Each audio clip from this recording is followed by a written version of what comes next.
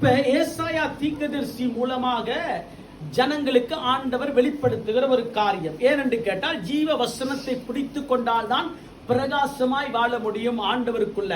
அப்ப கிறிஸ்து இயேசு நமக்குள்ள ஜீவிக்கிறபடியால் பிரகாசம் உள்ள ஒரு வாழ்க்கை. அப்ப நம்முடைய வாழ்க்கை எப்படியாப்பட்ட ஒரு வாழ்க்கை? பிரகாசம் உள்ள ஒரு வாழ்க்கை. இந்த பிரகாசம் உள்ள வாழ்க்கை வாழ்கிறதுக்கு ஆண்டவருடைய வசனம் என்ன சொல்லுகிறது?